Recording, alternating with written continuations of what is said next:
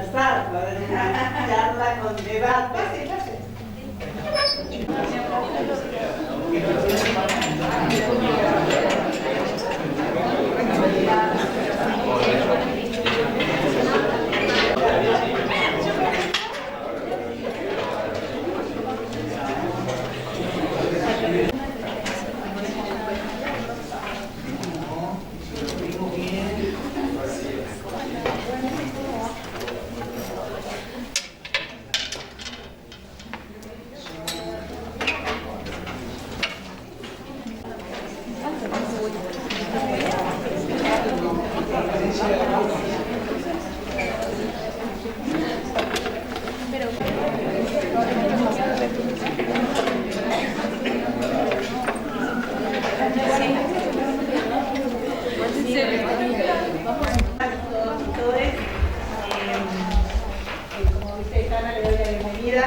Al doctor Antonio Gustavo Gómez, que nos va a estar en esta charla abierta sobre delitos ambientales, tipificación, competencia, investigación y denuncia, que también está propiciada por la APDH, gracias a Noemila Brune, que siempre ha estado amiga de la casa y que siempre nos trae este tipo de propuestas para poder compartir con el estudiantado y con los profesionales en relación a temas de vigencia en todos los ámbitos.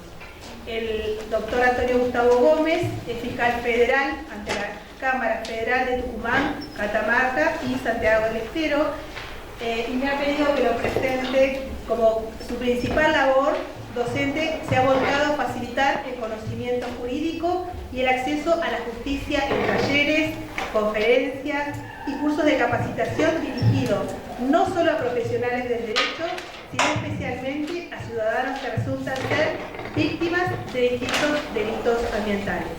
Le doy la palabra a Lev, que viene a acompañar de la Confederación Mapuche.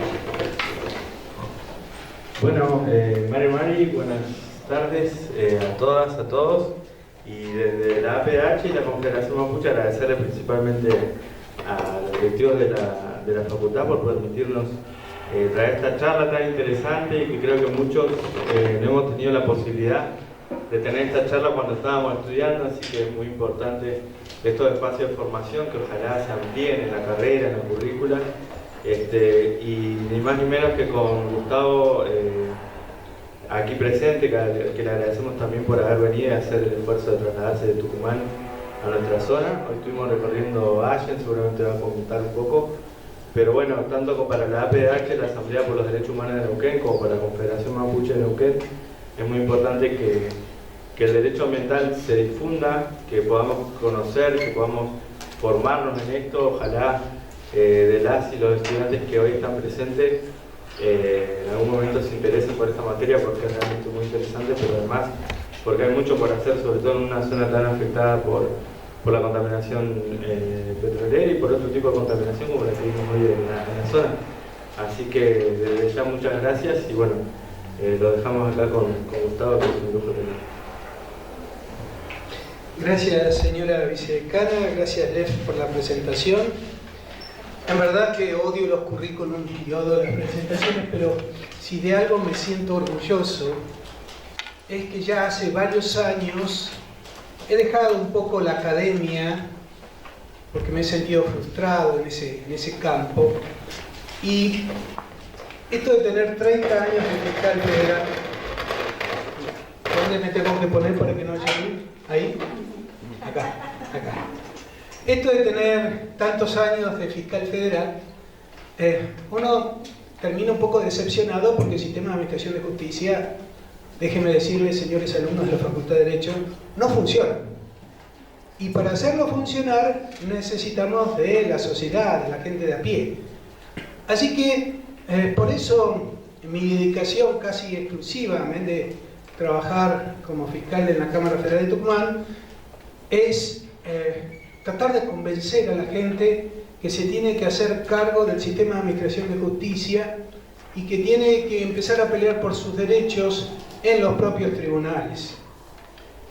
Los abogados muchas veces podemos charlarlo después, pero somos proclives a ser demasiado contemplativos con los jueces y con los fiscales, y me parece que necesitamos letrados con mayor firmeza para ese trabajo.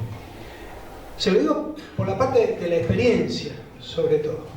Vamos a empezar calentando el ambiente con algo que hemos traído del último viaje que hicimos, que fue hace 2 meses, recorriendo las provincias del NEA. Me habían invitado también a dar unas charlas en el ámbito de la universidad, de los colegios de abogados. Hicimos un raid con mi esposa Mercedes, que siempre me acompaña en auto. Hicimos creo que unos 6.000 kilómetros más o menos con nuestro autito, pero fuimos de Tucumán, Santiago del Estero, dimos charlas por la zona de Formosa, fuimos a Paraguay, de ahí cruzamos a Foz de Iguazú, entramos por Posadas.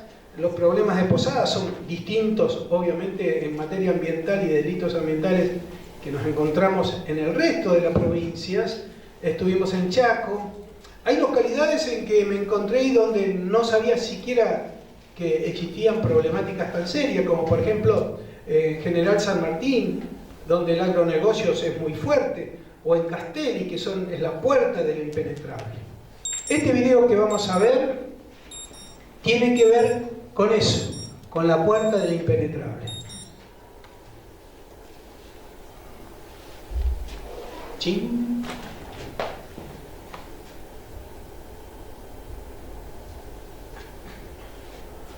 Opa. Ahí estamos. Esto es el impenetrable. Lo más interesante es justamente que hay una gran cantidad de soja que se cultiva de modo ilegal. Hay muchísimas denuncias en este sentido y no prosperan.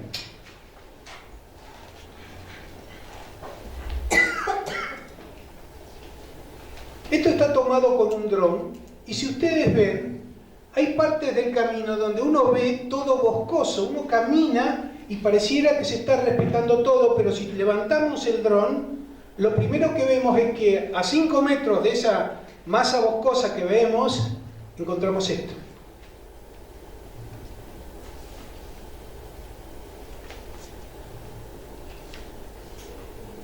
Y este último título tiene que ver con una conclusión, quizás sea final, y es que en realidad detrás de cada delito ambiental siempre hay un funcionario público corrupto.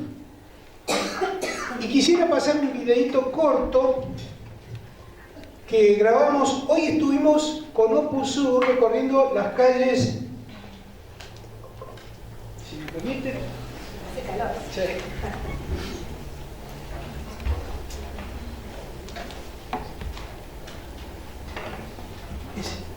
Sí, ahí está bien. Si querés poner mano, si la obra está bien. Estuvimos caminando las calles internas de las chacras en Allen. Y miren eso. Opa, ¿podemos de nuevo?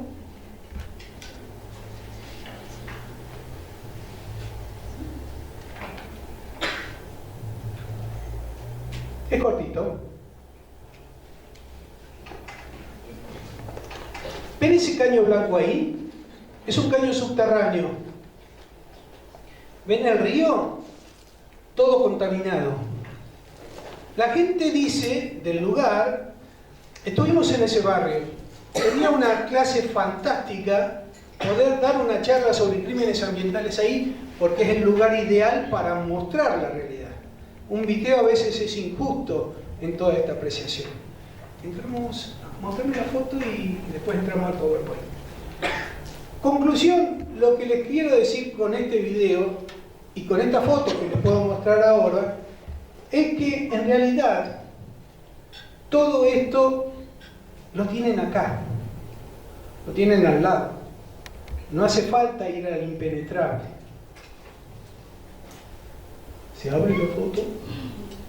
Lo que pasa es que la computadora es del F y saben que tiene como 1000 años en el mundo. Bueno, parece que no se abre. Si querés vamos al Power directamente. No hay problema. La foto tiene que ver justamente... ¿apretá acá abajo? ¿Más? Ah, no. No. Ahí donde está la casilla esa. Ahí, en ese cuadradito que tiene como una patita, más a la derecha, es ahí. Ahí ese clic.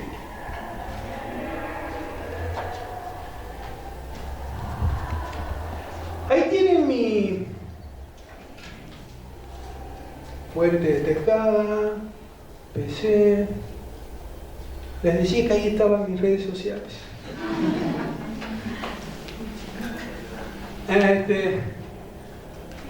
No, ese es LED. ¿Se abrió? Sí.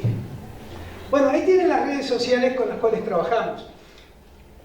Cualquiera que quiera mandarnos un mensaje, nos manda al teléfono, ese teléfono que está ahí, nos manda un mensaje si quieren sumarse a las redes de trabajo que nosotros tenemos de ambientalistas de todo el país. En esas redes sociales también nosotros recibimos muchas denuncias. En el correo electrónico también estamos recibiendo denuncias penales por crímenes ambientales de otros lugares del país. Tengo un cuerpo de abogados trabajando en mi oficina que es realmente muy efectivo, y lo que hacemos es con estas denuncias anónimas las bajamos y se las enviamos al fiscal de la provincia o del lugar donde creemos que este hecho ilícito puede ser investigado, sea provincial o sea federal. ¿Qué quiero decirle con esto? Que en realidad el Ministerio Público Fiscal, al menos en mi jurisdicción, tiene una actividad muy proclive a entender que el ciudadano de a pie padece serios problemas en el sistema de administración de justicia. No es una novedad de que se le niega al ciudadano justicia, y que realmente aquel que la obtiene es porque puede pagar muy buenos abogados y en ese sentido trabajar. Lamentablemente, el descreimiento que tenemos desde los ciudadanos hacia la justicia lo tenemos bien ganado. Entonces, el objeto de esta charla es tratar de convencerlos de que ustedes son actores fundamentales para que nuestro sistema funcione, porque vamos a instalar el principio de entrada de que puedo hacer yo una denuncia penal ambiental, pero si tengo un fiscal que es cómplice con el juez, con el sistema, difícilmente esa acción prospera. Pero si yo, además de hacer una denuncia, me presento con una querella penal, yo ya me transformo en un actor fundamental. Aquellos que han estudiado Derecho Procesal 2 podrán enterarse de que el querellante es un fiscal más, que tiene derecho a un recurso de apelación, que puede presentar un recurso de casación, incluso que puede presentar un recurso extraordinario ante la Corte Suprema. En el ámbito federal tenemos tribunales que son muy ambientalistas en el sentido penal. La Cámara Federal de Casación Penal tiene fallos que son maravillosos.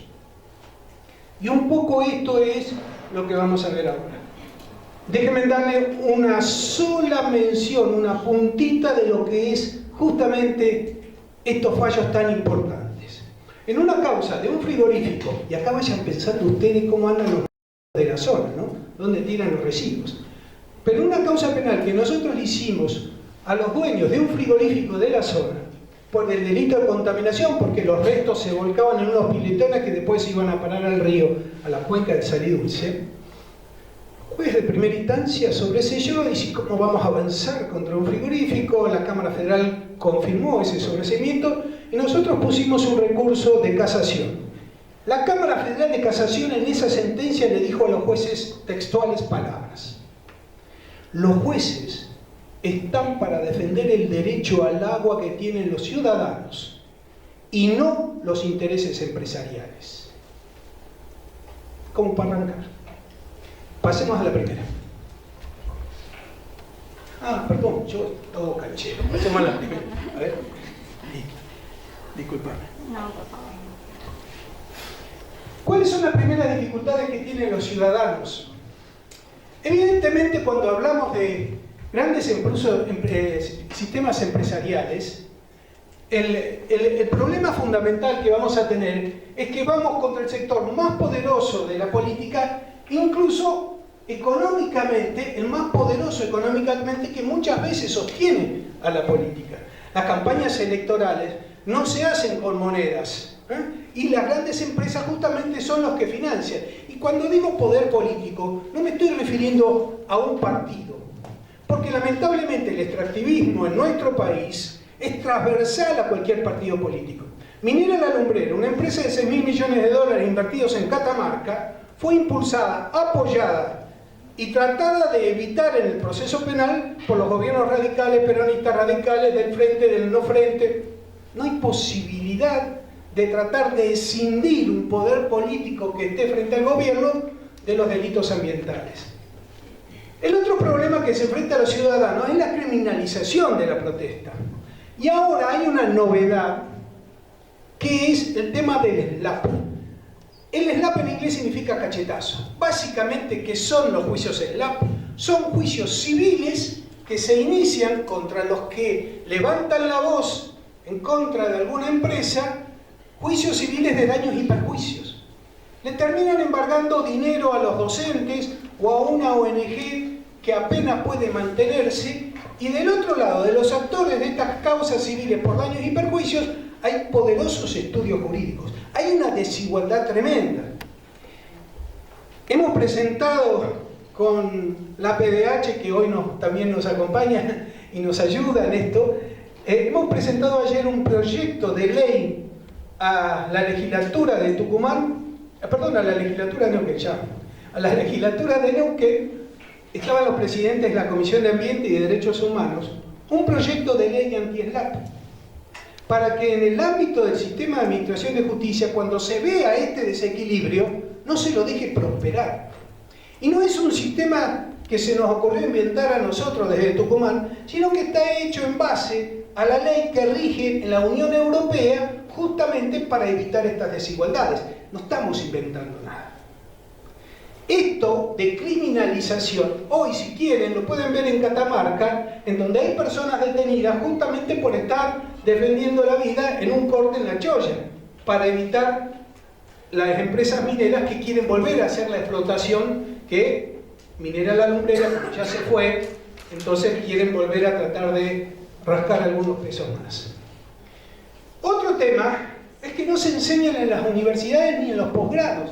El derecho penal ambiental y el derecho procesal penal ambiental son muy críticos con la propia academia, sea no solo de derecho, sino también de cualquier materia.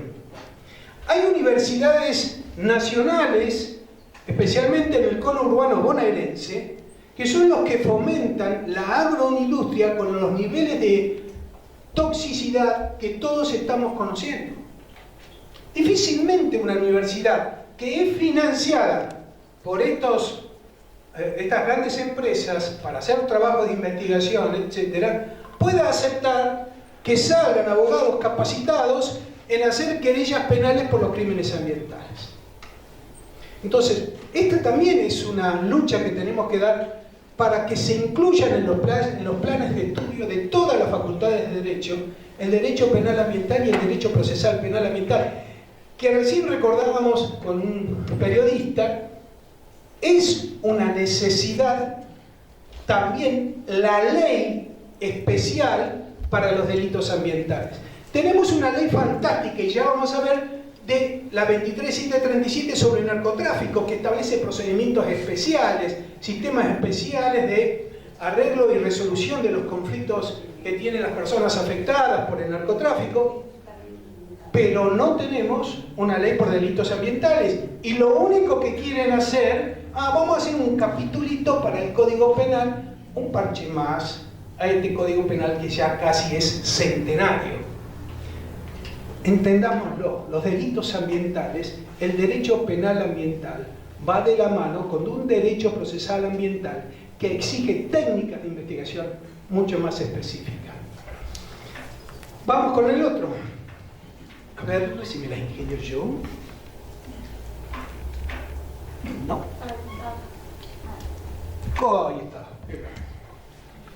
Esto es lo que yo le llamo el torbellino ambiental. Esto, imagínenselo como un tornado. Las empresas multinacionales están por el mundo entero buscando países que les permitan extraer sus propios recursos. A esos fines tratan de establecer puntualmente cuál es el nivel de corrupción que tiene ese país para dejarles contaminar. ¿Por qué? Porque una empresa necesita imperiosamente contaminar el ambiente. Si no, no va a tener ganancia. Y necesita contaminarlo en el menor tiempo posible para obtener la recuperación de su capital invertido. Insisto, Minera Lumbrera, 6.000 millones de dólares. Yo no le puedo decir a Minera, debería, pero ¿cuál es la obligación que le pone el Estado? Dale para adelante. La ley 24.051 establece límites de contaminación muy puntuales, muy reales. ¿Qué hacen los gobiernos provinciales? Establecen límites de contaminación que están por encima del delito. Es como decirle, mira, desde el derecho administrativo te vamos a autorizar a que cometas delitos. Yo tuve una vez un enfrentamiento un tanto fuerte y con esta vehemencia que ustedes me escuchan y me van a seguir escuchando. Les dije, oigan, si el problema es justamente dar trabajo y buena plata, ¿por qué no autorizamos a sembrar hoja de coca y hacemos cocaína? Total, lo hago por norma administrativa, me olvido de la ley 23737. Acababa de decir esto y me entero de que, bueno, Jujuy, el gobierno ya impulsó su propia empresa para plantar marihuana medicinal. Pero, ¿qué quiero decirle? ¿Puedo yo, con una norma administrativa, permitir una contaminación mayor a la que establece la ley 24051? La verdad que no. Sin embargo, se hace. Entonces, a más contaminación, más ganancia. A más ganancia, mayor capital de inversión. A mayor capital de inversión, más corrupción. Cuando más dinero traigo, más fácil me resulta comprar las autoridades para que me permitan hacer todos los desastres ambientales que se me ocurran. Y a mayor corrupción, necesariamente tiene que haber mayor impunidad. La impunidad en nuestro país es una regla general. El 90% de las causas penales que se inician en una fiscalía provincial, al menos del norte argentino, van a parar al tacho de basura. Eso es impunidad. Aparte del trabajo del juez. Pero eso es impunidad. Y a mayor impunidad, mayor contaminación. Y volvemos arriba. Y esto es... ¿Cuál es el eslabón más débil en todo esto? Justamente el de la impunidad. Los ciudadanos de a pie podemos romper el eslabón de la impunidad. ¿Cuáles son los mayores problemas que tenemos en nuestra legislación? Recién también me lo preguntaban. Brevemente, no tenemos una ley especial para los delitos ambientales, no tenemos delitos específicos. Por ejemplo, ¿saben ustedes que la tala de bosques no es un delito? Tenemos la ley de bosque nativo. ¿Pero saben de que no es un delito? Cuando se trató la ley de bosques nativos en el Congreso de la Nación, yo salí a pelear, y le dije en ese momento a Bonazo, de que necesitábamos que la ley de bosque nativo tuviera un capítulo penal, porque se nos van a matar de risa. De hecho ocurrió así. Cada provincia hace su ley de bosque nativo según su antojo. Incluso en zonas federales, como puede ser un parque nacional. Y acá les dejo un capítulo si quieren empezar a revisarlo. El derrumbe que hubo en Bariloche hace unos días no fue una casualidad.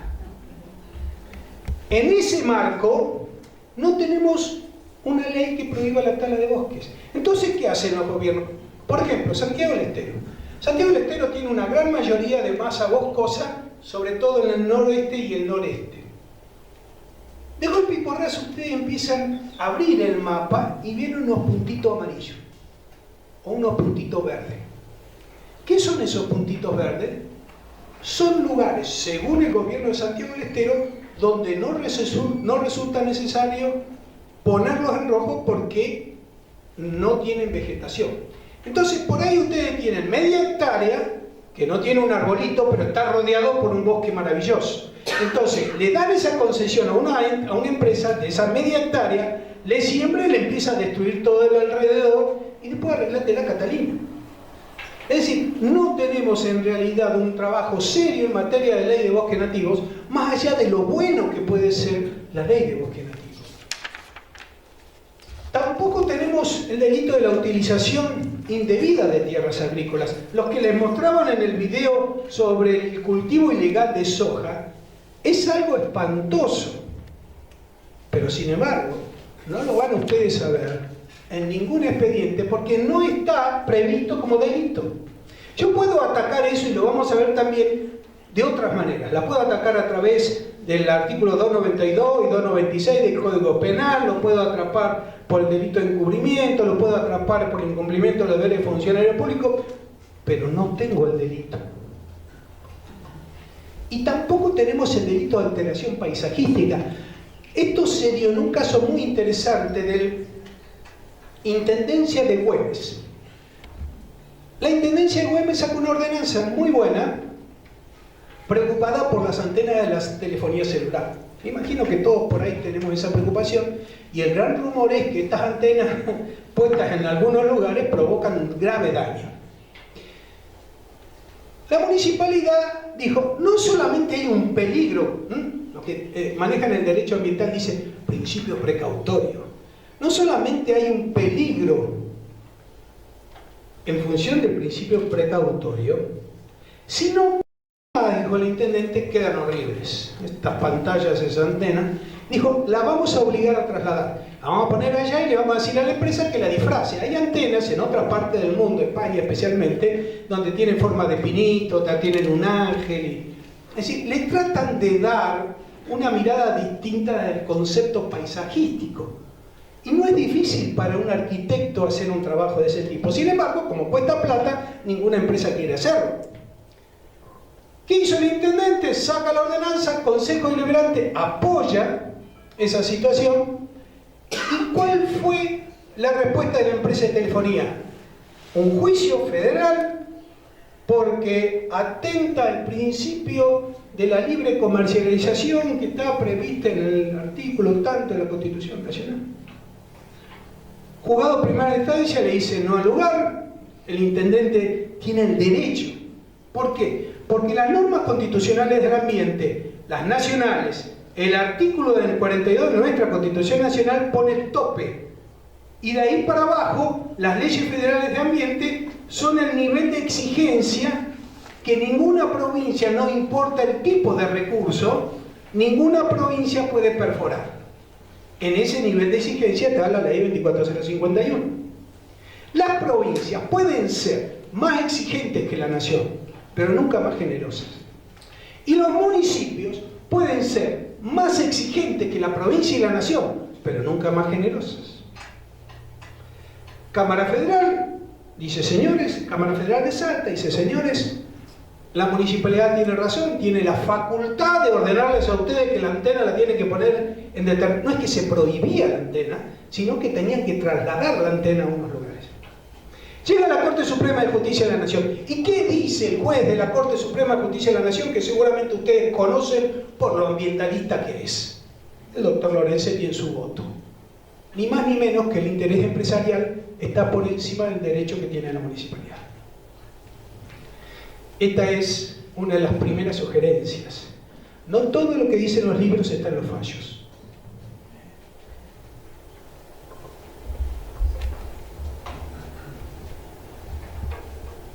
Algunas ventajas que tenemos aquí. El hecho de que esté reducido a 2 artículos, la 24051, ha facilitado mucho la interpretación jurisprudencial de estos artículos. El derecho penal ambiental que se viene desarrollando hace 30 años en nuestro país, aunque usted no lo crea, ha establecido una extensa jurisprudencia en materia de estas normas, y la verdad es que es una buena idea por ahora mantener estas normas. En primer lugar, la establecen como delito de peligro. Un delito de peligro habitual, normal, que estoy seguro que ustedes todos conocen, es la ley de narcotráfico. Me voy a poner un poquito de agua.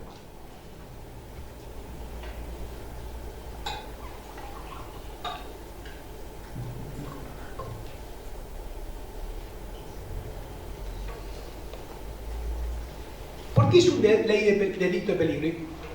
A ver, no todos son estudiantes de Derecho, para los que no lo son. Tenemos dos grandes árboles de delitos. Los delitos de resultado, que tienen que ver con el derecho a la propiedad, que tienen que ver con el derecho a la vida, etc. Y los delitos de peligro.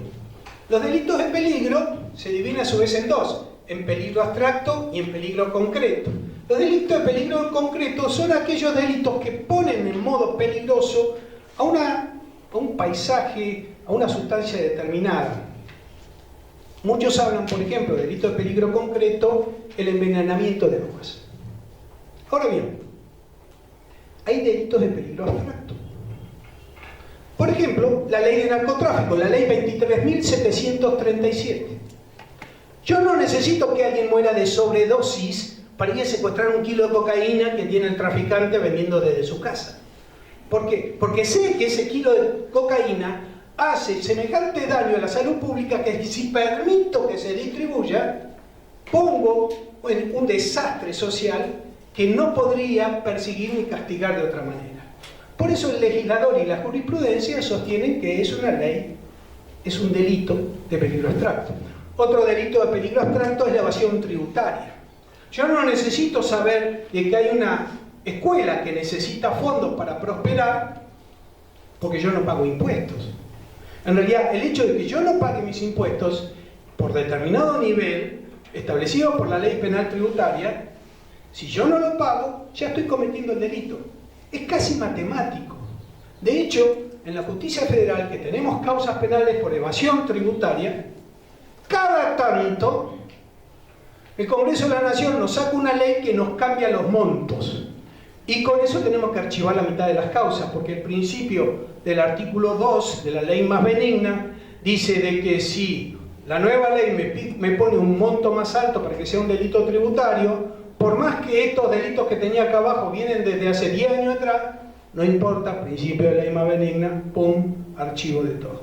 La última ley que sacaron, que fue hace 3 años atrás, con un planteo de la Corte Suprema muy interesante, mandó al archivo cientos de expedientes donde la evasión tributaria sumada en conjunto superaba más de 7.000 millones de dólares. Fíjense la gravedad a veces con que se legisla. Y estamos hablando de delitos de peligro abstracto. Vamos a ver que la ley 24.051 tipifica como delito de peligro abstracto. ¿Por qué? Porque yo no puedo ser tan perverso de pretender que un animal se muera, que una persona se enferme de cáncer, que alguien muera envenenado porque tomó agua de un canal que estaba contaminado. Yo no puedo esperar que un chico se me enferme de Escherichia coli porque se baña en un canal que estaba contaminado con líquidos cloacales. Y no sé si les suena. ¿Cuántos lugares conocen ustedes donde existan las plantas de líquidos cloacales? ¿Y a dónde están tirando los líquidos cloacales de cada uno de los pueblos que recorremos acá en la zona? Cierro. Conclusión. Es una ley de peligro abstracto porque el solo hecho de tirar líquidos cloacales a un espacio como un canal de agua ya configura el hecho ilícito. Y lo dice el texto de la propia ley, como vamos a ver. Otra ventaja es que tenemos protocolos estándares unificados, y esto significa que la jurisprudencia de la Cámara Federal de Casación Penal ya ha fijado en muchos de sus fallos un protocolo de trabajo que aquellos que trabajamos con delitos ambientales sabemos que tenemos que respetar y cumplir para que las causas penales avancen. Y contamos, en realidad, con un gran apoyo social. Esta es la verdad. Cada vez que hablamos de delitos ambientales, la primera mirada, pero no era un amparo. La segunda mirada, y no puedo pensar en una medida cautelar. ¿A quién se le ocurre? Y es muy común en mis compañeros letrados. Pero ¿a quién se le ocurre enfrentar un delito con una acción de amparo? Cuidado, no solamente se ve en el marco de los delitos ambientales. Lo vemos también en algunos otros delitos, como por ejemplo los que se dan en las tomas o los que se dan en los casos de usurpación, donde lo primero que nos dicen, cuando se va a hacer una denuncia penal en este sentido, hay que probar la propiedad si quieres que esto avance, y te llevan al derecho civil para que vos inicies una acción de desalojo desde el derecho civil. Esta confusión de límites, como puede ser en estos casos de usurpaciones, no la tenemos en el ámbito del derecho penal ambiental. Y por eso también contamos con muy buen apoyo social.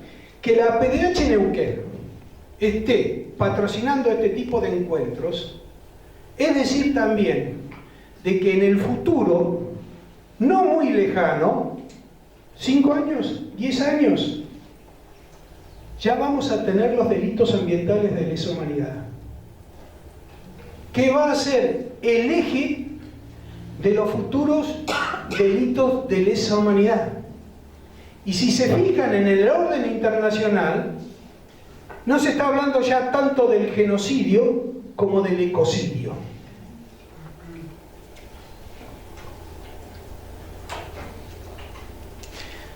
A ver, ¿cómo preparar un litigio ambiental? Esta es una de las estrategias, este es uno de los grandes miedos dentro de mis colegas que ejercen la profesión, especialmente en el derecho constitucional, en el derecho civil, en el derecho administrativo. Es decir, ¿cómo preparamos una causa por un crimen ambiental?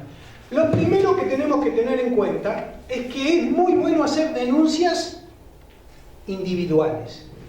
¿Cuántas veces vamos a juntar firmas en el barrio para denunciar un delito? Es un error. Y es un error desde el punto de vista burocrático. Porque si yo hoy presento una denuncia en la Fiscalía por un delito ambiental, y dentro de una semana va Alef y presenta otra denuncia por el delito, el mismo hecho, el mismo lugar, y después va otra persona, y se generan muchas causas penales. Los fiscales tenemos estadísticas que cumplir. Discúlpenme, mis colegas, pero sabemos que cuanto más causas penales, más atención sobre el mismo tipo delictual, sobre el mismo tipo penal, más atención le tenemos que prestar. Desde ese punto de vista, es muy bueno hacer denuncias individuales, aunque sea sobre el mismo hecho. Parte de este tema es tener presente que no siempre estamos en violación a la 24051. En el derecho penal a ustedes les van a enseñar que hay que dividir los delitos en función de los bienes jurídicos porque así está en el Código Penal. Toda la razón, tienen razón. No vamos a discutir otra cosa. Pero cuidado, porque hay muchos delitos contra la fe pública, por ejemplo, que tienen impacto en el ambiente. Entonces, yo puedo sostener válidamente que el delito de falsificación de un informe de impacto ambiental, muy común por cierto, no solamente está afectando el artículo 292 y 296 del Código Penal, que es el que establece como bien jurídico protegido la fe pública, sino que además está afectando el ambiente y por lo tanto puedo considerarlo un delito ambiental. Esto es tiempo de cambio en nuestras mentalidades, donde sectorizamos el derecho penal. Lo pensamos en función de los bienes jurídicos como si fueran compartimentos estancos. Y no es así. Hay muchas teorías que tratan de unificar en el derecho penal los bienes jurídicos. El derecho anglosajón no tiene este problema, porque a veces un bien jurídico, una falsificación de un instrumento público, puede incorporar otro tipo de delito como el de la estafa. En Argentina tenemos algunas dificultades. Si alguno quiere ser más específico, pueden, por ejemplo, investigar la competencia federal en la ley de marcas y la competencia provincial en función de la ley de propiedad intelectual. Es un solo hecho atrapado por dos normas penales. Hay un concurso ideal bajo un solo hecho, una sola acción, atrapado por dos juzgados. La Corte Suprema ha elaborado toda una teoría en función de esto. Pero bueno, se los dejo así como para que se diviertan. El otro tema es, ¿qué debemos hacer? ¿Por qué? Porque el Código Penal, el Código Procesal Penal, me permite 3 escalones de participación en el marco procesal penal, o en el marco penal, o en el marco de los delitos. El primer escalón es el de denunciante, ser víctima de un delito. Yo, como víctima de un delito, tengo una serie de derechos, tanto en el ámbito federal como en el ámbito provincial. Si al fiscal se le ocurre archivar la causa, le tiene que avisar al denunciante como mínimo. Hay lugares en que si el fiscal decide archivar la causa, tiene que elevarlo en consulta al fiscal general. En el campo de la justicia federal me pasa eso. Cuando alguno de los fiscales federales que trabajan conmigo en Catamarca, Tucumán o Santiago del Estero decide desechar una denuncia por el principio de oportunidad, me tiene que consultar primero a mí para ver si yo estoy de acuerdo. Ahora bien, este es el primer escalón, pero también puede ser que yo participe en una acción penal ambiental porque quiero una indemnización. Muchas veces los abogados, con una afectación directa de contaminación, le dicen a su cliente: vamos a iniciar una causa civil por daños y perjuicios, porque el nivel de contaminación ha provocado esto. Esa causa por daños y perjuicios demora años. Conocemos casos, los de superficiarios, ¿cómo es el jefe de superficiarios de petróleo? ASUPA, que es la Asociación de Superficiarios de Petróleo, que lleva, no sé, 15 años, 20 años con un solo juicio en la Corte Suprema. ¿Se imaginan si hubieran empezado en la primera instancia? ¿Qué es lo que está pasando? No funciona. En cambio, en los procesos penales, yo puedo reclamar el mismo dinero, la misma indemnización, declarándome actor civil. Cierro con una pregunta aquí. Levanten la mano si no entienden nada, pregúntenme. Si es algún caso concreto que los está afectando, lo vemos después. Pero no se me queden con dudas, por favor. Ahora, ser actor civil me permite interponer determinada cantidad de recursos procesales que no avancen, siempre que no avancen, sobre la imputación directa. Es decir, yo lo que voy a pelear es plata. Si a mí viene el imputado y me dice: bueno, acá tenés la plata, chao, causa, quedará en manos del fiscal.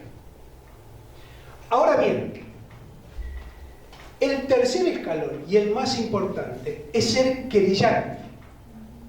Ser querellante es una lección que nos dieron nuestros mayores cuando iniciaron las causas penales por los delitos de lesa humanidad. Ayer compartíamos una idea y la gran representante que tenemos en Neuquén sobre los delitos de lesa humanidad de APDH me decía: basta de ser víctimas, seamos querellantes. Esto pasó en nuestra historia cuando se produjo la gran masacre, el gran genocidio en la República Argentina. Se sentían víctimas y creyeron que dejando ese dolor, ese sufrimiento inacabable en manos del sistema de administración de justicia, iban a obtener justicia. Y no fue así. No fue así. Con el tiempo se dieron cuenta de que ser víctima además necesitaba ocupar un lugar fundamental en el marco del proceso penal y se constituyeron como querellantes. Y si las abuelas de Plaza de Mayo no se hubieran presentado como querellantes, si las madres de Plaza de Mayo no hubieran sido querellantes, si la PDH Neuquén no hubiera sido querellante, no hubiéramos tenido los juicios por los delitos de lesa humanidad que hemos juzgado y condenado. En Tucumán a mí me toca intervenir, por ejemplo, en las causas del proceso de la causa penal por el operativo Independencia. Si no hubiéramos tenido esas organizaciones civiles en defensa de los derechos humanos, crean ustedes que Bussi, por ejemplo, sería un héroe. En el proceso de los delitos ambientales, para que prospere, tenemos que aprender de los que nos antecedieron en la historia del genocidio. Tenemos que ser querellantes. ¿Por qué? Porque existe el mismo fundamento y la misma razón por la cual en el pasado salieron leyes de audiencia de vida y punto final para encubrir esos crímenes. Hoy las razones son idénticas. Necesitamos ser querellantes.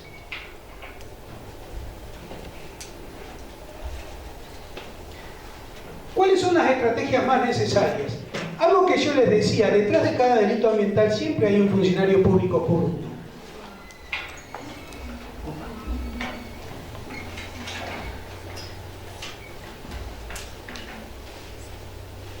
Y parte de esta estrategia es, en realidad, anticipar la acción penal ambiental con denuncias administrativas. Una de las preguntas que hacía hoy era ¿cuántas veces habían ido a la Secretaría de Ambiente a presentar una nota reclamando por una acción administrativa? Me decían que algunas sí y algunas no. ¿Saben cuál es la primera estrategia antes de ir a un tribunal? Es presentar una nota pidiéndole a la Secretaría de Ambiente que vea el tema de contaminación. Una nota al concejal, una nota al intendente, una nota al defensor del pueblo, una nota al Ministerio de Ambiente de la Nación. Cuando ustedes hagan la denuncia penal ambiental, acompañen como prueba documental toda y cada una de esas notas que va a venir con un sellito de ingreso en cada una de estas reparticiones. Y le dicen al fiscal, por favor, mándele un oficio a estas reparticiones, a este concejal, a este intendente, etc. Y pregúntele qué corno hicieron con la nota que yo presenté. Y lo más probable es que tengan una reacción positiva. ¿Por qué? Porque nadie quiere quedar como encubridor de un hecho de contaminación. Es decir, el funcionamiento del sistema administrativo le teme a la acción penal ambiental. Aprovechemos eso. Aprovechemos esa situación de temor. Impulsemos estas notas presentadas en todas las reparticiones y seguramente va a aparecer alguna que le va a dar resultado, porque cuando le contesten al fiscal no hicimos nada, le archivamos la nota, corren el serio riesgo de ser acusados por el delito de incumplimiento de los deberes de funcionario público. De hecho, les voy a marcar un caso jurisprudencial muy interesante que les ruego que lo sigan. Hacha, la Barrigol, se destruye una válvula y contamina con cianuro el río Hacha. Se inicia la causa penal en el juzgado federal del doctor Casanelo. El doctor Casanelo, mejor dicho, la Corte Suprema de Justicia le dice a Casanelo, mira, vos vas a investigar el incumplimiento de los deberes de funcionarios públicos de los que tuvieron que controlar. El tema puntual de la contaminación se lo vamos a pasar a San Juan. Dividió la causa. ¿Por qué? Porque la Corte entendió esto que yo siempre digo, de que detrás de cada delito ambiental siempre hay un funcionario público corrupto. ¿Qué es lo que hizo Casanelo? ¿Qué es lo que hizo el juez federal Casanelo? Procesó a todos los secretarios de Ambiente de la Nación que intervinieron y tuvieron conocimiento de hechos de contaminación anteriores, porque la Barrigol no era la primera vez que venía contaminando el río. Esos hechos de contaminación, que fueron tan importantes y tan graves, fueron ignorados por el Ministerio de Ambiente y por la Secretaría de Ambiente de la Nación. Y además, fueron ignorados por el Yaniglia. Resulta que esta mina estaba instalada y estaba contaminando glaciares. Y el Yaniglia, cuando hizo el relevamiento territorial de esos glaciares, no señaló a estos espacios de la minería como un lugar de contaminación. Estoy hablando del CONICET. ¿Hay algo más respetable que el CONICET como investigadores? Resulta que el presidente del Yaniglia va a ir a un juicio penal ahora, próximamente, público, acusado junto con los secretarios de Ambiente del incumplimiento de los deberes de funcionario público. Sigan este juicio, lo salen por los diarios y va a salir en los medios jurídicos. Tengan la atención, porque ese va a ser el parteaguas de donde nosotros vamos a tener que empezar causas penales, no por el que contamina, sino además por el funcionario público que contamina. Y para eso la prueba va a estar en esas notas que ustedes van a mandar a los distintos organismos. ¿Vamos bien hasta aquí? ¿Alguna pregunta?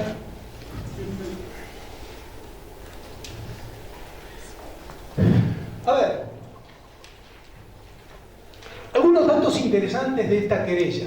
Siempre dicen y tratan de apartar a las ONGs. Nosotros en el causa de Minera La Lumbrera, donde están procesados los CEO de la empresa, la querella penal tiene 3 actores importantes.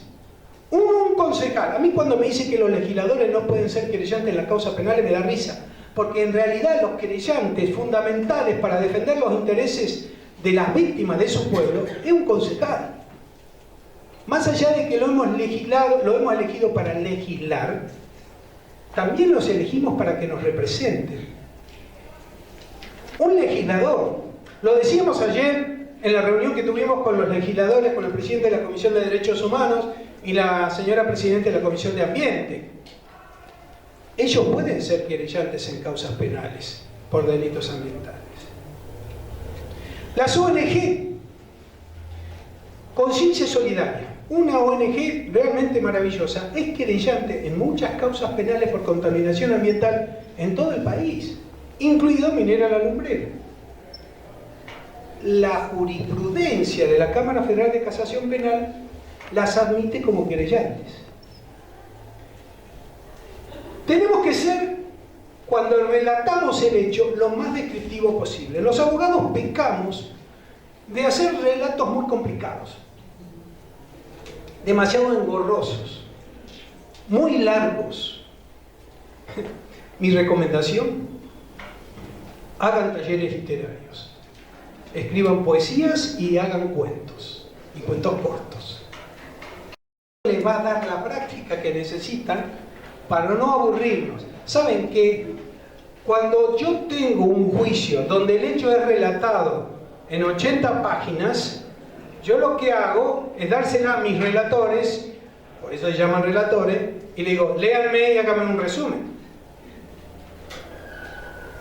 Es importante utilizar palabras sencillas. Hay algunos tribunales en el país, no me recuerdo ahora si es Entre Ríos, Misiones o con la Mesopotamia, que ya está obligando a los jueces a dictar sentencia en términos casi vulgares, para que el ciudadano que se encuentra afectado por esas sentencias no necesite del traductor de su abogado, sino que lo pueda comprobar. Por ejemplo, esa afirmación que mostró al principio podría hacerse, o sea, podría utilizarse. ¿Podría? Podría utilizarse, digamos, como prueba. La afirmación. Claro que sí. Del caño ese de allá. Claro que sí. Y de hecho, somos varios testigos. Algunos tendremos que venir de Tucumán si quieren iniciar la causa penal, pero acá está Lef y está la otra compañera que estuvieron en el lugar. Está la gente de Opusur, está la gente que vive en ese barrio y que los chicos, han visto cómo los chicos se bañan en ese canal. La prueba, testimoniales, fotografías, filmaciones, documentales, informativas, información de Internet. La información de Internet es maravillosa, ¿no? Sobre todo porque no solamente vamos a encontrar jurisprudencia, sino que además vamos a encontrar información técnica que siempre es ignorada. Por ejemplo, buscando en Internet, yo me encontré un cuadrito que decía que con el tema petrolero, en muy pocos años en Neuquén, se habían cometido más de 7.000 incidencias en la explotación de petróleo. Se habían producido una cantidad de volcados de petróleo a los ríos en una cantidad determinada. Periciales, todos sostienen de que para trabajar en los delitos ambientales o en el derecho ambiental es necesario hacer grandes pericias. No es cierto.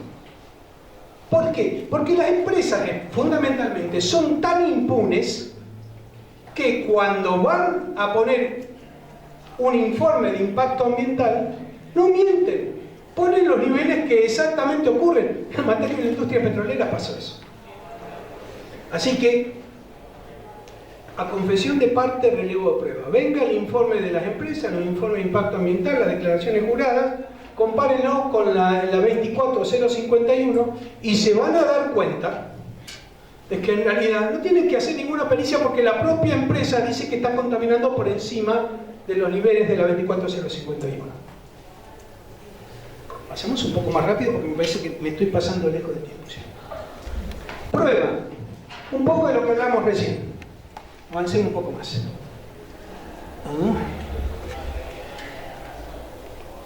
Cuidado con el petitorio final. Es importante pedirle al juez o al fiscal que se inicie la investigación.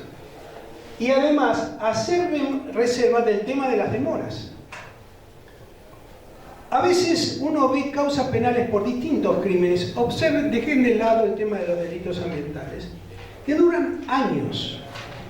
Si yo fuera abogado de la querella, y de hecho lo hago como fiscal, cuando la Cámara Federal de Tucumán se demora más de 15 días en dictar una sentencia, yo estoy presentando un escrito de pronto despacho. Y si no me la resuelven en una semana, yo estoy presentando un recurso de queja ante la Cámara Federal de Casación Penal. A mí siempre me dicen, ¿y cómo sé que tengo un buen abogado? Y yo le pongo un parámetro. Miren, pregúntenle si están dispuestos a presentar pronto despacho y recurso de queja cuando el juez se excede del plazo legal que está previsto en el código para resolver.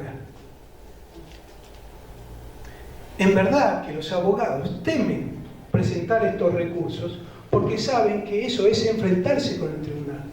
Los jueces se enojan cuando se presentan estos pronto despachos y estos recursos de queja. Pero, ¿cuál es la consecuencia? Y casi nada. Las regulaciones de honorarios, los casos. Pregúntenle a un abogado. Esto es así de sencillo. Nosotros lo hacemos. Y la verdad que la Cámara Federal de Tucumán al principio no entendía porque creía que yo me estaba peleando con ella.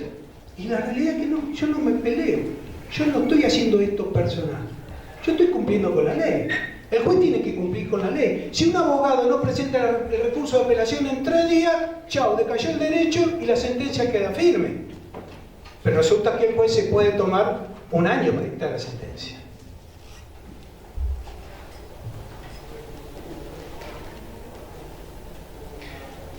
Algunas cosas que tienen que ver con la justicia penal federal ambiental. Se han incrementado de modo muy importante las causas penales. Nosotros en Tucumán debemos dar cerca de las 100 causas por crímenes ambientales. Los fracasos de los sistemas administrativos y de control, las famosas audiencias públicas, son un verdadero fracaso y son fuente de información al momento de probar los crímenes ambientales. Los jueces y actores penales, los jueces y fiscales penales se han transformado en nuevos actores en el marco del derecho ambiental, algo que las cátedras universitarias no lo admiten todavía. Y los damnificados son querellantes penales y por lo tanto fiscales en causa propia. Le propongo no olvidar algunos elementos fundamentales que tienen que ver con la denuncia en sí mismo. Primero, los datos personales. Y cuando digo los datos personales, digo correo electrónico, digo teléfonos, digo todos los datos. Me ha pasado que los jueces, muy molestos por una querella penal, por una denuncia penal hecha por una ciudadana por la contaminación del aire con los residuos de las cenizas de los ingenios azucareros, como el magistrado tenía alguna relación con el dueño del ingenio, etc., para ratificar la denuncia, les mandó la división antidrogas a notificarla de que tenía que presentarse en el juzgado a prestar declaración testimonial. Caramba. Señor magistrado, ¿cuál es la excusa por la cual me tiene que dar usted para haber mandado a la división antidroga que me pusieron a la señora en el asiento atrás, de la parte enrejada, y la llevaron a una comisaría para el solo hecho de notificarlo que tenía que ir dentro de una semana a prestar una declaración testimonial? La pobre mujer en el barrio creía que era una narco. De hecho, gracias a Dios, el barrio la conocía muy bien. Pero fíjense ustedes el esfuerzo por criminalizar a las personas en este sentido.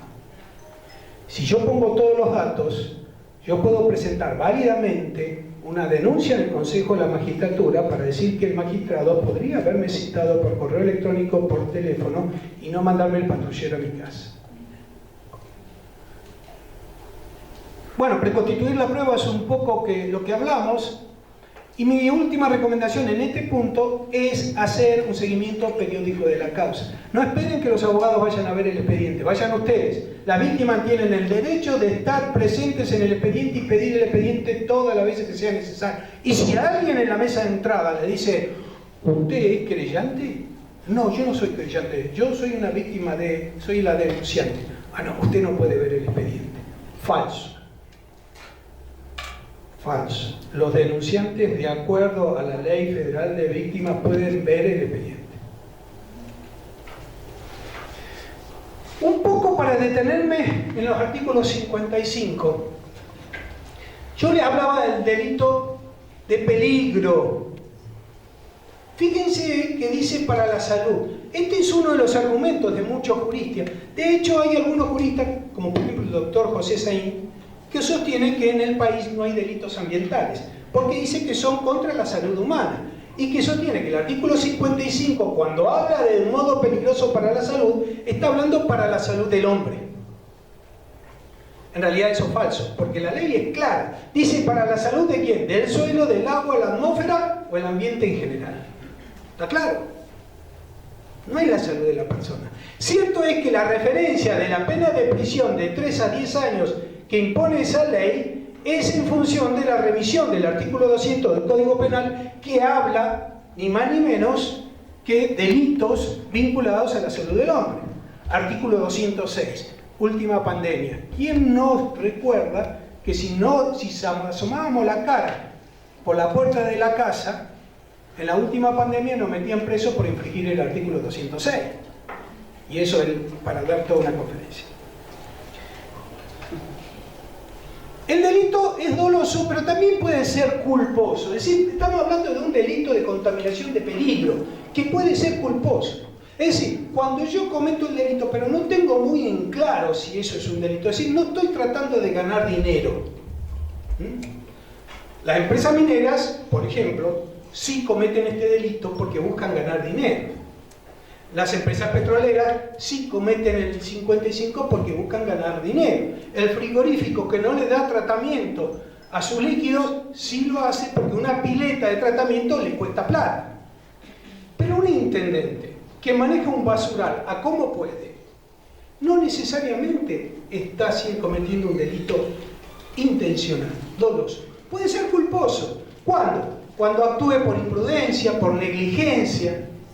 La impericia del propio arte o profesión. ¿Saben cuándo se aplica esto? Cuando yo veo un ingeniero civil que firma en un informe de impacto ambiental datos referidos a cuestiones antropológicas, de fauna, que no tiene la menor idea. Pero como el informe de impacto ambiental, más sí, cualquiera la mete la firma, si quiere lo lee. Y también la inobservancia de los reglamentos y ordenanzas. Yo les contaba que hemos condenado a prisión al intendente de una ciudad a 3 años por el delito de contaminación con los basurales. ¿Saben por qué? Porque el municipio tenía una ordenanza que establecía cómo tratar el basural. Esa ordenanza tenía 20 y pico de años y el intendente realmente ni siquiera lo sabía. Es más, ni siquiera el consejo deliberante lo sabía. Fue una astucia realmente que el denunciante lo investigara, encontrar esa ordenanza, aleluya, y este fue el delito. Vamos a ir un poco más rápido. Los residuos que se refieren a la presente ley. La 24051 es muy clara porque divide el aire, los suelos, divide el agua, los niveles de contaminación. Es muy puntual. A las aguas las divide en dulces subterráneas. Fíjense que podemos cometer delitos ambientales incluso contra las napas freáticas. Hablábamos el otro día con gente en Zapala que el acuífero Zapala está siendo contaminado por los líquidos que están llegándole al acuífero de muchas zonas que tienen ¿cómo se llaman los animales? Los que tienen muchas vacas en un espacio. Feedlot. Los feedlot. Hay muchos lugares, aguas arriba de la provincia de Zapala, que tienen feedlot. Sí. Contaminan toda la fuente de agua, después le proveen al acuífero Zapala. ¿Puedo contaminar agua subterránea? Claro que sí. El tema de la preconstitución de la prueba, y ya estamos terminando. Hay mucho material, hay mucha prueba que se nos escapa.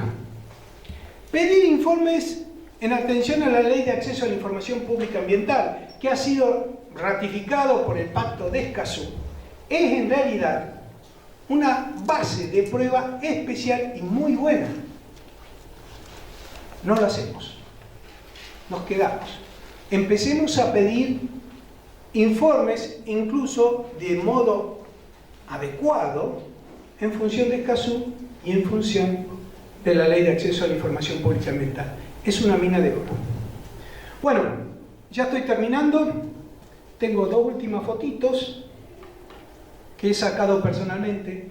Hay un hombre que en este sentido ha cambiado la óptica del mundo y se ha enfrentado al gran poder económico de una manera brutal.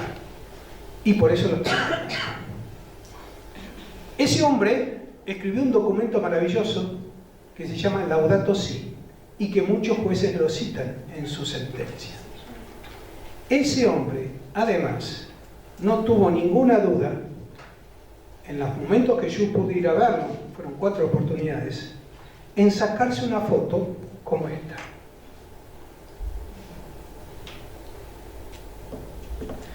¿Conocen alguna iglesia de Neuquén que quiera poner eso? Como ustedes ven, nuestra fe también está siendo defraudada. Finalmente, lo que va a ser mi escudo de armas algún día. Yo siempre esto lo cuento por red y me cuesta. Bueno. La garza. Esta garza está tratando de comerse un sapo. El sapo somos nosotros. La garza es ese animal grandote que trata de sacarnos del medio para poder aprovechar toda la fauna del lugar. Las dos manitos que están apretándole el cogote a la garza para que se quede sin aire, se asfixie y lo suelte, yo sostengo de que la mano derecha es el sistema de administración de justicia y la mano izquierda son ustedes, es la sociedad, es la PDH, es la confederación. No podemos apretarle el cogote a la garza si uno lo hace de una manera y otro lo hace de otra. Tenemos que trabajar en equipo y seguramente la garza nos va a soltar. Bueno, muchas gracias, muy amables por haberme escuchado, gracias por la invitación y estoy a disposición de ustedes por cualquier cosa. Bueno, no sé si hay preguntas, porque es una charla abierta, si hay dudas, alguno quiere hacerle preguntas.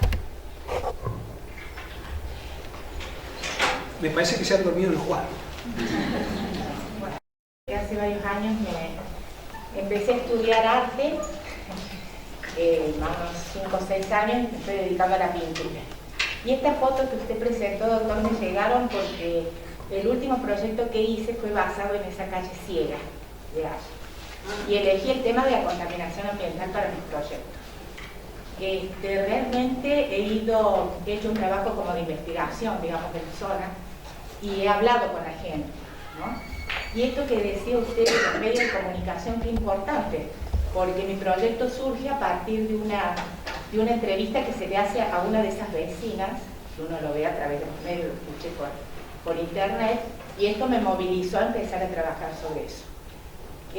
Yo creo que es un desafío, creo que no tenemos que estar solos, porque por ahí uno se siente un islita, como un artista, digamos, ¿qué puedo hacer? Pero bueno, escuchándolo es como una esperanza que uno tiene como para ver. Y me movilizó a venir porque una profesora de Yupa, donde estoy estudiando, me dice, yo no sé si voy a tener tiempo, bueno, a ver si podés llegar. No sabía si me iba a quedar, pero realmente me pareció muy interesante y es como una luz, ¿no? que uno encuentra en el camino como para ver qué posibilidades hay de hacer algo. Porque por ahí mucha gente se ha cansado, ha dejado las batallas con respecto a estos temas. Y escuchar a la gente realmente a mí me impactó porque una de las señoras del barrio decía que ella no le gustaría irse a otro lado. Que ese lugar donde vive, de ahí de esa calle de Allen, era de los padres, o sea, venía de familia en familia. 80 años hace que viven ahí. Claro, así que debe ser el mismo lugar porque tengo una de las fotos donde está el caño ese, y esa parte es como una laguna de derrame, Sí. que están ahí, que está a metros de las viviendas. Así que bueno, he elegido este tema de la contaminación desde la parte artística, así que si puedo poner un grano de arena, digamos, en toda esta movida, bienvenido sea. No lo haré desde la parte justicia, pero bueno, por lo menos desde la parte artística. Esperemos que pueda contribuir. Gracias, muy amable. Quería hacer una consulta, si se había podido alcanzar a poder leer la consulta, la opinión consultiva de la Corte Penal Internacional de la Haya con respecto al comité que se originó con 5 jueces de América Latina con respecto a la contaminación de Monsanto en la región de distintos países como principal productora de empresa de sustancias y herbicidas contaminantes. Sí, porque no sé si lo había leído, está muy interesante porque el comité, si bien falló, digamos, en reconocer que la empresa Monsanto había sido la autora de muchos delitos contaminantes, si bien era una opinión consultiva, se dice que esa opinión puede ser usada como documentos de pericia en distintos juicios del mundo y justamente pidió la reforma del Estatuto de Roma para incorporar este concepto de lo que se viene hablando en el derecho internacional de lo que es el delito de ecocidio. ¿Cuál es su opinión? Si tuvo tiempo de ver esa opinión consultiva, que de hecho es muy rica en esta materia y que es bastante interesante. Tengo un par de amigos que trabajaron en eso, incluso fueron de acá, de la Argentina. El doctor Pereira, por ejemplo, Juan Pereira, fue uno de los impulsores en este sentido. A mí me parece que es un modelo de prueba fundamental. Si yo tuviera que iniciar una causa penal por la contaminación de agrotóxicos contra Monsanto, para mí sería muy importante. Y creo que incluso fue utilizado para un caso muy interesante en Estados Unidos, donde condenaron a Monsanto a pagar. En realidad ahora no es Monsanto, sino es Bayer, porque Bayer compró Monsanto. Y lo jugaron y lo condenaron a pagar una indemnización muy importante. Ahora, yo tengo un problema con ese tipo de juicios, y es que Monsanto nunca fue citado a defenderse. Entonces, en realidad, se trata de juicios éticos, que están dirigidos más bien a un proceso de investigación judicial con un dictamen de juristas que es muy importante. Pero desde el punto de vista jurisdiccional no tiene impactos, excepto que yo los utilice como prueba fundamental, como hicieron en Estados Unidos, para exigir una indemnización de daños y perjuicios. La regla general es que también podría utilizarlos en el campo del derecho penal. No lo están utilizando en este momento. En Argentina el tema agrotóxicos sí, pero es mucho más fácil de investigar, porque en realidad muy buena parte de los agrotóxicos son ilegales. Si uno dice, yo voy a cultivar 100 hectáreas de soja y de acuerdo a la receta que me da el ingeniero voy a necesitar 10 bidones de agrotóxicos, la conclusión es que esos 10 bidones de agrotóxicos, de acuerdo a la fórmula, me van a servir para esas hectáreas.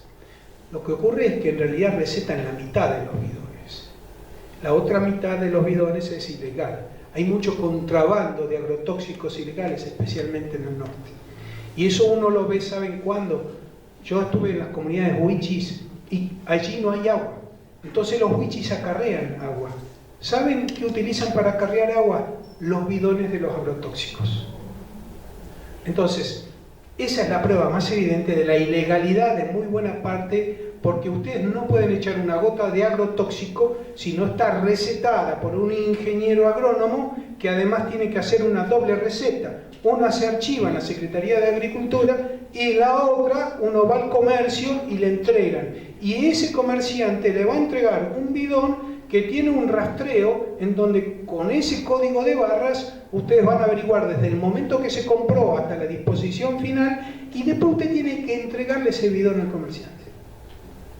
Es fácil de probar. La pregunta es ¿por qué no lo hacemos? ¿Alguna otra pregunta?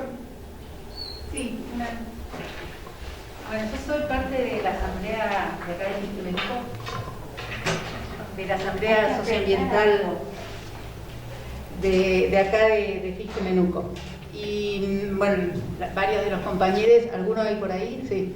y varios de los compañeros están hoy viajando a Viedma para acompañar la marcha del pueblo tehuelche mapuche.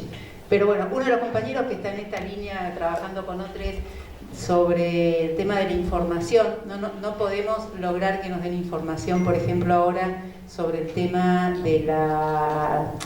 del hidrógeno verde en la provincia de Río Negro, sobre cuál fue el acuerdo que se aprobó, se ha escrito a los legisladores, se presenta en Secretaría de Minería, bueno, está como duro. Estamos así juntando notitas, diríamos, por el momento.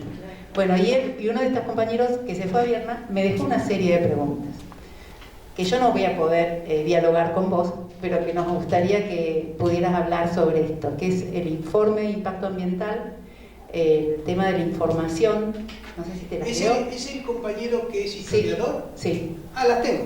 Bueno. Me he prometido mandar un correo electrónico contestando muchas de ellas, pero francamente hay algunas preguntas que me hace que por ignorancia no las puedo dar. Bueno.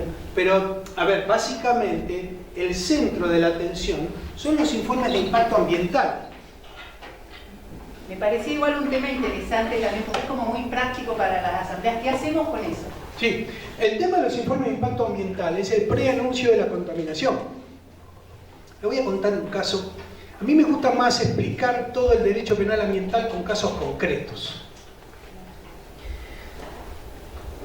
Santiago del Estero, el gobernador actual, consigue un préstamo muy interesante, muy importante, para hacer una planta de líquidos cloacales. ¿Hay algo más noble que eso? Va a hacer la planta. Empiezan a hacer la instalación y se dan cuenta que se quedaron cortos con la plata. Porque hubo alguna distracción, faltó alguna moneda. El punto es que decidieron hacer pasar los caños de los líquidos cloacales en vez de enterrados por encima del terreno. Y tuvieron la mala suerte de hacer pasar esos caños por el barrio docente universitario. Se armó una rosca. Me llamaron los docentes universitarios porque yo nunca vi docentes universitarios que utilicen la fuerza contra una pala volcadora. Pero vino hasta la policía a reprimirlos. Me llaman. Yo suelo ir a los lugares porque a mí me gusta tomar el contacto, como hicimos hoy con Nadia. Me gusta tomar el contacto con la gente, ver hoy, por ejemplo, a esas familias con esos niñitos recién nacidos, con uno afectadito lleno de granos porque se había bañado en esos canales. Es muy duro. Y eso nos hace a nosotros, los fiscales, más sensibles a ese dolor que representamos en nuestro interés público. El interés público de los fiscales no es una entelequia. En ese punto, me dice una de las docentes, mire, vamos a hacer una reunión. Bueno, yo voy a la reunión, no se haga problema, fui a la reunión a ver qué pasaba. De hecho, en el camino dice, che, dejarse jorobar, pensar que hacer una causa penal por este tema va a ser una planta de líquido cloacal. Una de las ingenieras que estaba ahí me acerca un expedientazo así, con un montón de papelitos amarillos. Resulta que esta plata había sido dado por un banco internacional de desarrollo, un banco mundial, a tasa cero, como siempre, o muy baja. Y cada uno de esos papelitos amarillos eran hechos falsos o mitad verdad, mitad mentira. O directamente no decían todo lo que estaba ocurriendo. Por ejemplo, ahí estaban firmados por autoridades que en realidad no tenían mucho que ver con esto. Por ejemplo, decía este ingeniero civil, no va a ser afectada la población de los pueblos originarios de la zona. Era el barrio docente de la universidad. No va a ser afectada la fauna local, los perros. No había fauna local. La flora y el bosque va a ser respetado en función de la ley de bosque nativo. No había bosque nativo. Es decir, estaba plagado de informaciones falsas. ¿Qué hice en ese caso? Digo, bueno, hay que hacer la denuncia penal, hay que hacer la querella penal por todo esto, porque seguramente el Banco Mundial, cuando se entere de este lío, va a parar esto y va a corregir estas cosas, para que ustedes no le pasen los caños por encima, sino que se entierren como corresponde, etc. Bueno, ¿quién va a firmar la denuncia? Eran muchos docentes. Ninguno quiso firmar, por miedo. Porque muchos de los docentes son contratados. Y si firman este tipo de denuncias, corren el riesgo de que lo echen. En definitiva, el expediente se terminó llamando, señor fiscal general, su denuncia, era yo, abrimos la causa penal. Yo en ese momento inmediatamente lo comunicamos al Banco Interamericano de Desarrollo, porque esa es parte de la estrategia que nosotros trabajamos con los crímenes ambientales. Verificamos si la empresa tiene y cotiza en alguna bolsa de comercio o los créditos que recibe pertenecen a algunos organismos que lo dan en función de cuotas muy bajas, y le hacemos saber que estamos abriendo una causa por contaminación ambiental o por violación a la ley del 292-296 del Código Penal. Yo creo que en una semana estaba la vicepresidenta de este organismo internacional en Santiago del Estero tratando de ver qué pasa.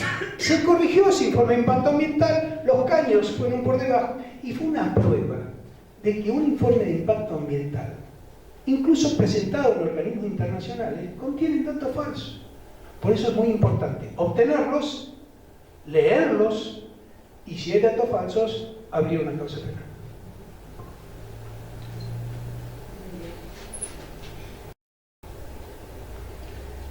Parece que no hay más preguntas.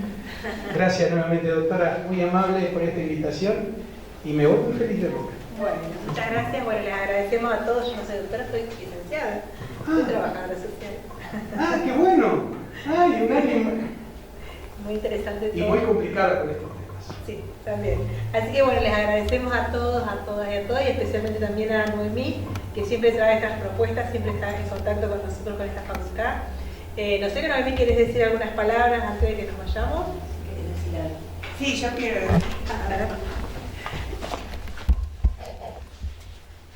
Bueno, desde ya agradecer tanto al conferenciante como al auditorio.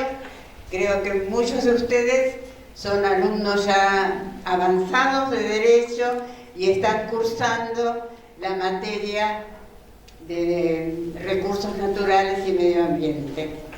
Pienso que para ustedes habrá sido bastante asombroso esta conferencia de este fiscal, porque quizá cuando nos invitaron para una conferencia que tiene que ver con la defensa del medio ambiente, ustedes están esperando las descripciones sobre qué es medio ambiente, etcétera, etcétera. Y hemos tenido una clase práctica de cómo tenemos que hacer los abogados y los que no somos abogados para defender el medio ambiente. Yo estuve mirando el año pasado este nuevo plan de estudios que tiene la facultad de ustedes, que significa un progreso importante con respecto del anterior plan de estudios. Y entonces me doy cuenta que esto que hoy pudimos aprender, y yo no soy abogada, pero aprendí cosas, y me acuerdo de cosas que hacíamos cuando iniciamos las causas de lesa humanidad, cómo el derecho se construye a partir de la sociedad. Por ejemplo, los delitos de lesa humanidad no eran imprescriptibles, no existían, y se creó esa figura y después se, de alguna manera, construyó lo necesario para que se pueda aplicar. Y ustedes también, jóvenes abogados futuros, pueden crear con la sociedad conceptos que permitan realmente ejercer la defensa del medio ambiente, no solamente conocer lo que son los, sino saber cómo se defienden. Creo que eso no está en el plan de estudios y ustedes pueden reclamar un seminario, una tecnicatura o un trabajo especial para que entusiasmados por lo que escuchamos hoy y entusiasmados ustedes para encarar su profesión desde un punto de vista, desde una perspectiva que hará de esa profesión un instrumento de cambio y mejoramiento de la sociedad. Entonces ustedes, entusiasmados por esa perspectiva, pueden conseguir en su facultad un seminario, un curso, algo que les permita aprender estas cosas. No solamente hay que saber qué son los recursos naturales, hay que saber defenderlos. No lo estoy viendo en el plan de estudios, pero ustedes lo pueden conseguir. Así que, de alguna manera, la Asamblea por los Derechos Humanos está a disposición. Si realmente tenemos que hacer un trabajo en la universidad, para que los jóvenes abogados que quieran modificar la situación actual de destrucción de nuestra naturaleza, puedan estar capacitados en la cosa práctica. Nosotros, en todo nuestro trabajo como organismo de derechos humanos, tenemos una gran admiración, una gran dependencia de los profesionales del derecho y a veces una gran desilusión. Y ojalá que ustedes, digamos, hagan lo necesario para cuando salgan de la universidad, que no les falta mucho, sean capaces de crear, ¿no es cierto?, los instrumentos que todavía no existen o que no existen suficientemente o que no son conocidos por los abogados, para que la acción de ustedes sea realmente un cambio en la sociedad con respecto al desastre ambiental. Así que yo le agradezco mucho al profesor que actuó como un maestro. Yo también aprendí cosas, aunque no soy abogada, pero necesitaba saber algunas de las cosas que se dijeron. Y si ustedes necesitan saber más y tener una técnica en la mano, exíjanlo en la universidad, porque tienen derecho y la universidad tiene la obligación de proporcionárselos. Bueno, nada más y muchas gracias.